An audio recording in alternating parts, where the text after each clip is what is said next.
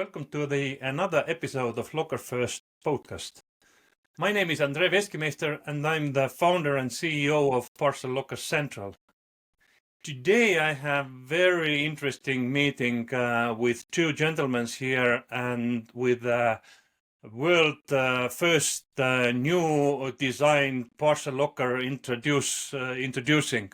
So welcome Mait Mikker from PicaPac and Tanel Raun from Parcelsea. Welcome, nice to be here. So, Mait, could you please tell us a little bit about PicaPac, because I don't know whether a lot of people know about PicaPac, but they know the company you are from actually. Yeah, we are PicaPac. We are actually the subsidiary of Omniva, Estonian Post. So we have been operating for a year now and mainly aiming for the close-to-home parcel machines and close-to-home services. As you know, Omniva's parcel machine network is very extensive in Baltics. But it's mainly focused on the shopping malls and for the standard services. So PicaPac is more close, and we want to be even more closer actually to the consumer. So and you took a quite a big start. You purchased first of all Cleverance network and then Parcelsea network. So you are operating a lot of lockers already in Estonia. Exactly. So we actually took over the Parcelsea network. Tanel can comment how the Cleveron was part, but we have a collaboration with Parcelsea, and at the current stage, indeed, we have 900. I think it's 900 personal lockers all over Estonia. So we are in the most remote places as well, operating with personal lockers right now. And now we are starting with the community lockers, which is a little bit bigger ones, and definitely we will introduce those ones as well across Baltic and hopefully all over the world as well. Okay, and Tanel, you are the founder of the Parcelsea. Yeah, a co-founder. Okay, give us some words about Parcelsea. What are your products? What are your visions? What are your future? All right. We started Parcelsea 3 years ago, and our aim was to create, let's say, a mailbox 2.0, so that to really go further away from the regular parcel lockers, as we are thinking that home delivery is the way of the future, and the regular parcel lockers are still too far away from customers. So we wanted to go as close to the customer as we could. We created a network. After a while, we purchased Cleverance private network. And then we saw an opportunity together with Omniva. So what we were missing was that we were a sole network operator. We were not acting as a carrier. And if all the courier companies are only delivering parcels with courier service into the lockers, it was way too expensive in order to grow the network. And this is where Omniva came in and offered basically home delivery with the price of parcel lockers. So customers now they had an opportunity to get home deliveries for the price of parcel locker deliveries. And that worked well, and it fit together, into our, let's say,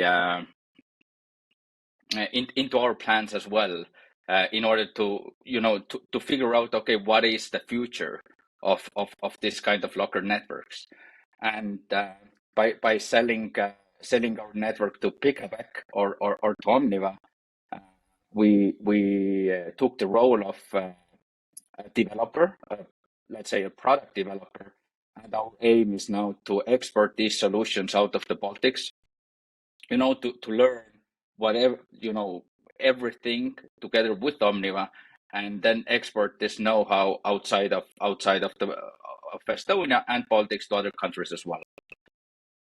Okay, let's do it this way, that we will reserve a new time for the debate whether the future is going to be home delivery or parcel locker delivery. Definitely.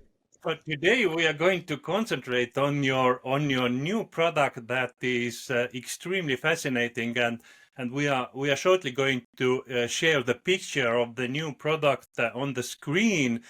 But you have actually invented together a whole new product category for the parcel lockers. So this is a locker I haven't seen before. This is structurally different.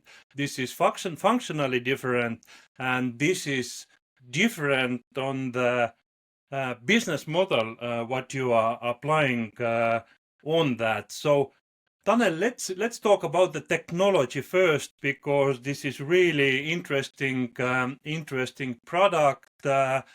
Tell me a bit about the design, why it looks like that, and what are the technology you have been using, and what are the characteristics of the locker we just shared the picture with.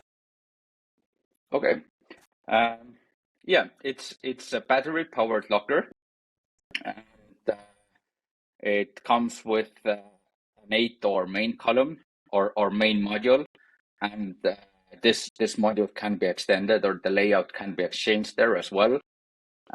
It's controlled by a pin pad for the couriers. It's possible to use it by our web app or with a native app as well. Technology-wise, we are using the controller of JetBeep there. At the moment, we're quite satisfied with them as it has proved out to be one of the only controllers that have been used so wide in Europe. So we definitely didn't want to be the first ones to try out something that has never been rolled out before. So they are let's say we are collaborating with them on the technology side. As you see, the doors are placed vertically instead of horizontally.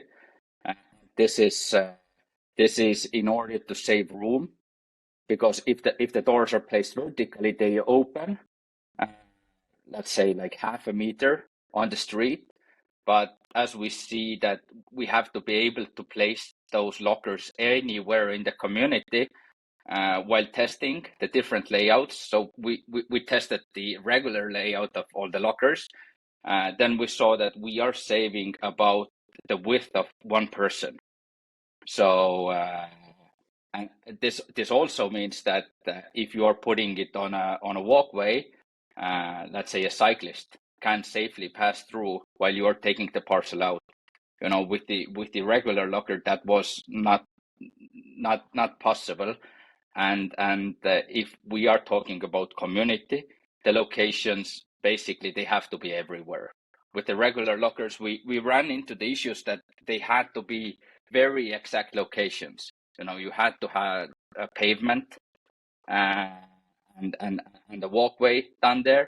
So this is why we created such a solution, and also it's in the air, so we could take care of the snow during Estonian winters, because this is something we gathered from the municipalities that with our first product that if you put it on the street and then a snow the snowplow has to clear the area, they will hit it. It has to be up in the air, so they would see it.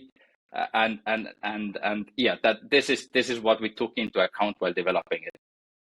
Yeah, Mait, just few words about the business model, and this is actually the most interesting part, or let's say the technology is interesting, but you are the first in the world to present subscription-based parcel lockers, in a sense that, tell me about what is the use case, where you see the use of that parcel locker, and what is the sort of subscription model, who is the subscribers, and what they can get for the subscription.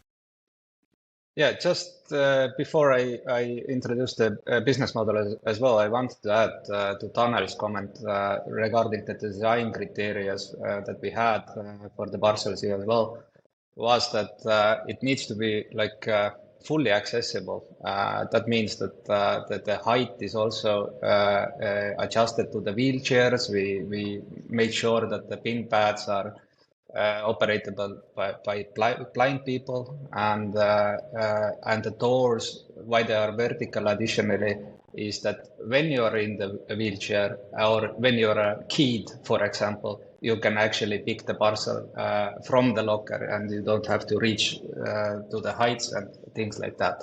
So this accessibility was one of the design criteria set up as well. Yeah, but I agree with you, because we've seen that constantly, that if there is a traditional locker and people with smaller people, they can't reach out to the higher lockers at all. And if there is a small parcel behind or on the back of the locker, then we constantly have seen the problem. But those lockers are really almost 100% accessible for every person who can manage the pin pad. That was one of our, like, this kind of very strong criteria, actually, that even if you think in a sense as well, that sometimes the parcels are not that light as well, but they are accessible. You don't have to take them from up or down. So it's easy in the for the elderly people as well, in that sense. And all those considerations were presented, and I think Parcelsea's guys have done an amazing job to actually meet those criteria for setup. But business model, yeah, it's a little bit different than I guess everybody else is used to. The case is that in Baltics, of course, parcel machines are very loved, and also Omniva machines are very loved, and the networks are very, very extensive already. But if you take a little bit closer look, they are actually heavy in the cities. So, of course, most people live in the cities. But for some people, it is still quite far. Even what we see from the personal lockers and from the Omniva side as well, we want to be even more closer. And the pain is there. People don't actually want to travel to the machines. They don't want to. Some people, they don't want to have the hassle of organizing the parcel pickups and things like that. And this gives us an opportunity actually to ask some compensation from the customers as well, if we are going to disclose. And from the carrier perspective, it is so that, of course, when you increase the number of locations, your cost will go up. Everybody understands that one. And for the business model to work, it is necessary actually to charge something for the closeness from the private customers as well. Keep in mind that our barrier is very, very low, actually. It's €1 per month. So it's 12 euros a year. So the barrier is basically very small. And we want to have this machine also open for other carriers as well. We really hope that all the carriers will come to the machine and they can deliver the parcels there. And this again helps if you charge some of the monies from the private persons and some monies from the couriers themselves to make the business model work. But we are testing it out, and so far we can see the traction is there. People really make their machines in the communities. And one more important aspect is that if you go very close, if you actually go to the community, inside the community, or to the street where the people live, the case is that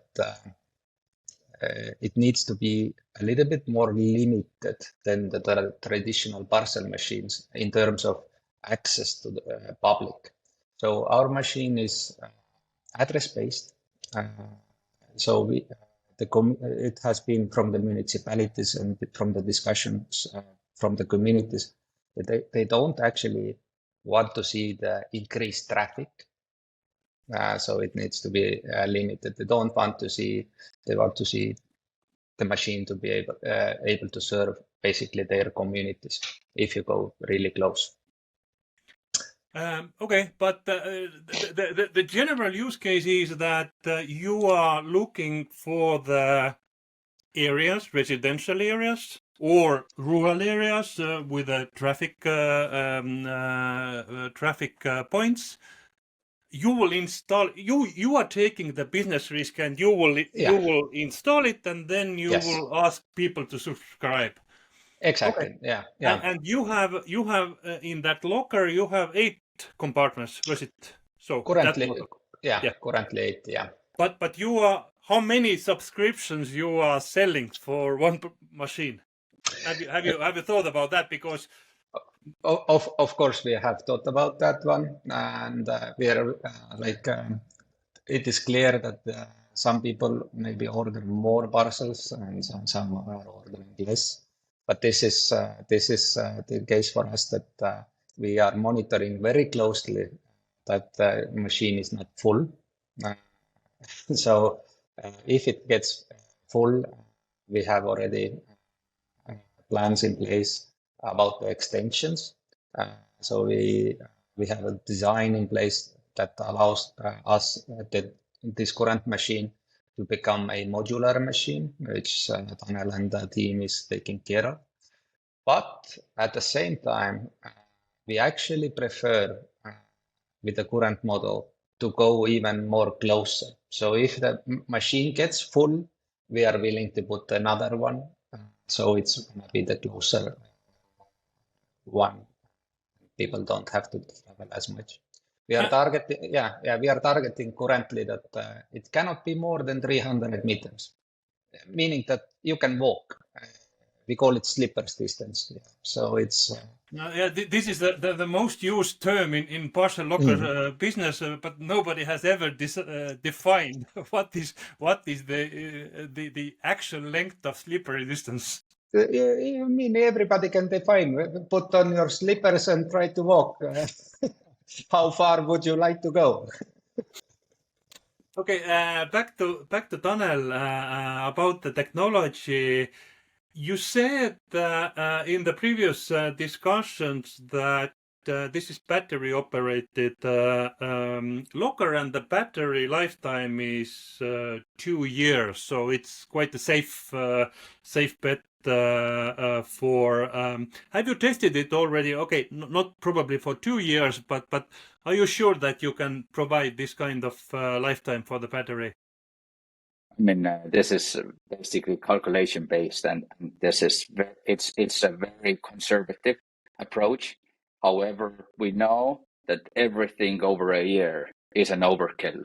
So if we are saying 2 years, then 1 year is a goal, and it's made in such a way that the courier can change the battery. So you don't need to send the maintenance personnel there. The courier, takes a charged battery, just replaces it. And anyway, if a courier is there every day, maybe it even doesn't have to last for a year. So this is really the approach of a courier company. You are there every day. You just don't want to change the battery every day. So you're like, okay, what's the most convenient way? Maybe once a year, But the best practice has not been formed yet. Maybe it's half a year. Maybe we can, if the thing is, we aim to add functionalities there, scanners in the future, different energy consumers as well. So we really we have to see, okay, how far can we go, and how far will the courier company let us to go?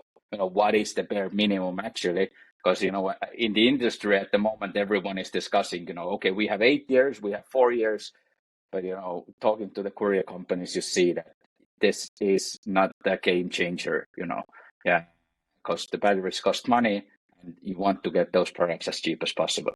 Yeah, I agree with you in a sense that if you don't send maintenance guy at least once a year to visit the parcel locker, then there is something wrong with your operations or expectations. But let's talk more about the technology still. The locker has its own mobile connection, but it's not always on. So you have optimized it in a way that it wakes up in certain time interval or when client or customer action is taking place. Yeah, exactly. And the time interval is fully customizable. So you can just set it up, to wake up whenever you want it to wake up. But at the moment, as I'm saying, we get all the data that is necessary whenever an action is done there. And when no one is there, then we are totally okay. While we operated the private network, which we sold to Omniva, we saw that those machines woke up once a day, let's say every night, they sent data. Even this was enough.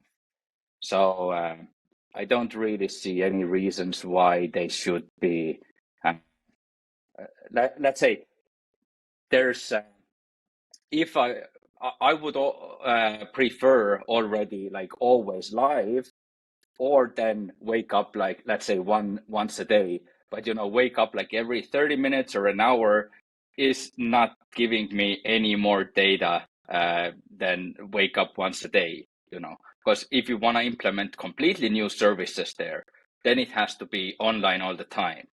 So this is like the next step there. And for that, the controller energy consumption has to be fine-tuned very like perfectly in order to be able to offer this kind of service. Because there's always the boot time involved. When you wake up the modem, it has to connect to the network. So there is some waiting in the back. It's not something the customers will notice, but you get the small delay there. So this is something that will be solved only when it's always online. Okay, yeah, it's really fascinating discussion. I really love what I've seen, and I think that this is going to be a killer product in delivery because it's exactly the bridge between home delivery and parcel locker delivery. It's really new thing, and I really hope that you will succeed with that. So back to my last question for you.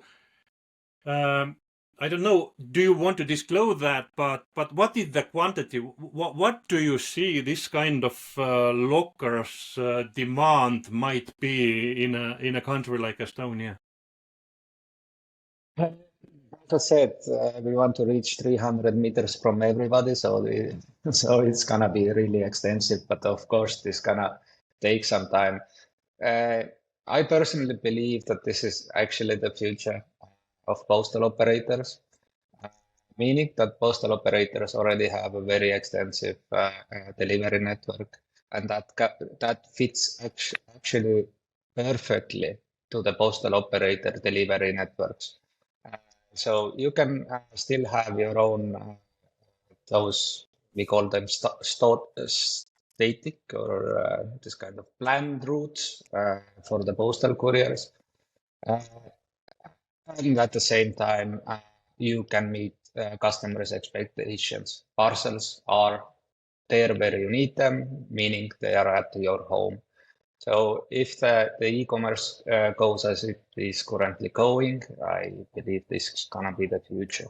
So in our current plans, we hope to put at least 2,000, 3,000 machines actually in Estonia alone.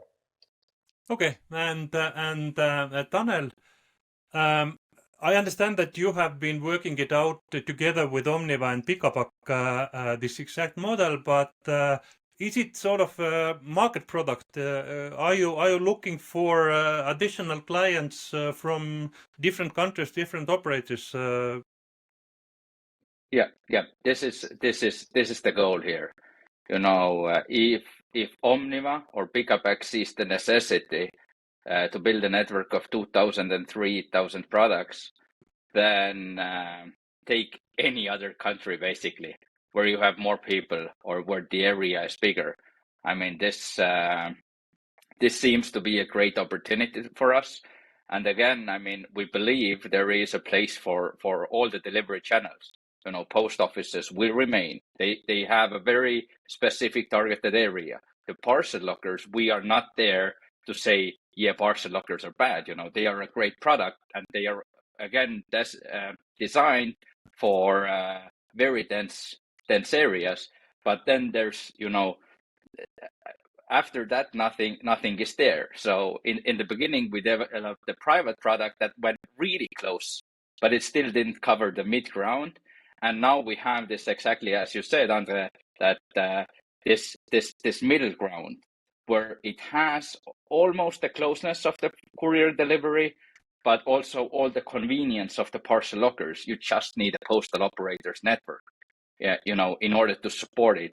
So this is why we are looking for the customers now for other countries outside of Baltics. Yeah, and again, some countries are struggling with the returns. So I think this is also a very, very nice solution for return parcels. So yeah, I see different use cases and future for that product. So thank you, gentlemen, for that interview. Thank you for that product. I hope it's going to be a success. I see all the ingredients that it would be. So thank you again for coming, and see you next episode. All right. Thank you. Pleasure. Thank you, Andre. Yeah. Bye-bye.